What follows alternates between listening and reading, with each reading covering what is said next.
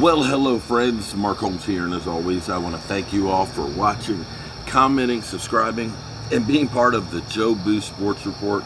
Without you guys, as well as you ladies, you know that this literally does not work. Oh my God. What a day, what a day, what a day. Let me first thank you guys. My voice is actually about gone. And you know I had a few too many to drink during the live stream, but man, was that a party. Oh my God, that was a party. Thank you for everybody who came in and watched the show.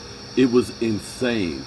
First of all, seeing Philly 500 literally melt down. I mean, he melted the frick down. That was crazy. The Eagles came out and they were playing like crazy. They were literally kicking ass. The 49ers, they were beating the crap out of the 49ers. You know, you saw Jalen Hurts just literally launching that ball, and I was like, oh my God. The 49ers really aren't that good of a team, and maybe the Eagles are a good team. At the end, they scored all of 11 points, and now they're at 1-1, and we wonder, are they good or not good? Now, we saw actually Atlanta come off the mat there for a while and got close with Tampa Bay before Tampa Bay, it's kind of like a lion kind of playing with this food, just kind of, toying with it and stuff, and then finally said, you know what, I'm hungry, and went through and killed it. For our Cowboys, I gotta say, I'm disappointed with some of you fans, and I'm not gonna call people out, but we have so many fans. Trying to turn it down some. We have so many fans that are so negative that at the first sign of trouble, they literally are ready to abandon ship. I mean, we got the lead going into halftime, and people are acting like we're down 40-0. I don't understand it. I don't understand how people just literally have no faith whatsoever. Same old Cowboys. Mike McCarthy sucks. Dan Quinn, get him out of here. He's a bum. Now let's stop here for a second. I want you to stop and think for a second here. I remember sitting out here last year after some of the blowouts against our defense where we literally averaged 36.3 points a game giving up. Where we were so bad at taking away the football that I was talking about the San Francisco 49ers of 2018, I believe it was, or 2019, that had all of 7 takeaways for the whole season. And we were on pace to beat that. Guys, here's what I want you to understand. The Cowboys, for once, instead of finding a way to lose the game, found a way to win the game. They found a way when we lost personnel. Do you remember when we lost Tyron Smith years ago? And Chaz Green came in and Claiborne had like 6 sacks, got paid to go to the Cleveland Browns? We fell apart. We literally fell apart. We had games where Zeke Elliott, wasn't performing. Today, we got Tony Pollard performing on top of with Zeke Elliott. We rushed for almost 190 yards. We had a top-notch edge rusher in Joey Bosa. But here's what's funny, because I said that, I look at Micah Parsons and using him in a role kind of like Lawrence Taylor. And I remember somebody saying in the chat, he ain't no Lawrence Taylor. Well, I tell you what, for a guy that's only got 2 games underneath of him, to get a sack, a key sack, and to put pressure on all day, that guy rated better than Joey Bosa did. Eat that. Let me say that again. Micah Parsons playing defensive end, he's a linebacker playing defensive end, got more pressure than one of the best defensive ends in football.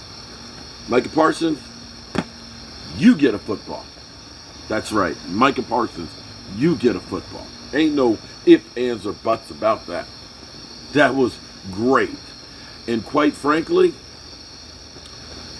I got to look at the defense in general that literally kept the Chargers to half of what we did last year. And that includes Jalen Smith. Jalen Smith doesn't swipe anymore.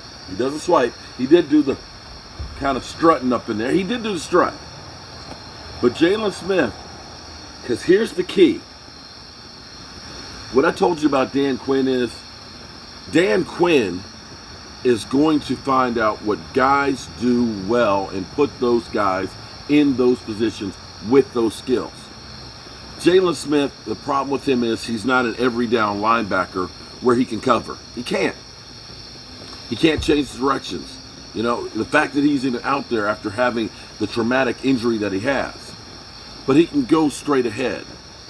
And that's what they had him doing today, mostly. He's not having to cover those guys out there. Jalen Smith, he actually gets a game ball here. Jalen Smith and Van Der Esch. Actually, I'll say the linebacking core in general, because you got to put Keanu O'Neal in there as well. The linebacker core played great tonight. They were flying all over the field and they were hitting people. You have to. You have to give them that. Now, Diggs had a pad penalty, but he also got his 5th takeaway.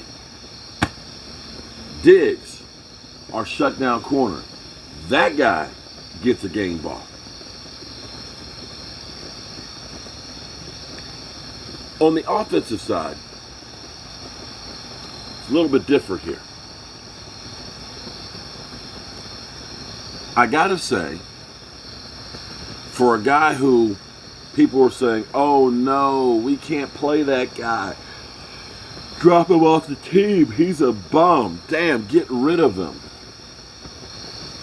Terrence Steele.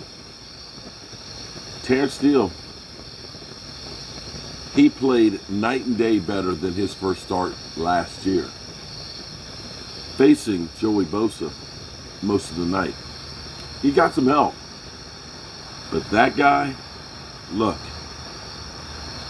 right now, all of a sudden, you need to look at the Dallas Cowboys offensive line and say, wait a minute. Last week we lost Zach Martin to COVID. And you had Connor McGovern come in, and that offensive line played really, really well. You get Zach Martin back, and you lose Lyle Collins. And you look at Terrence Steele coming in, and that offensive line played really well, to the point where we rushed for almost 200 yards on the ground. Cowboys came in with a game plan. They said, we're going to bludgeon them to death. Tony Pollard. Terrence Steele.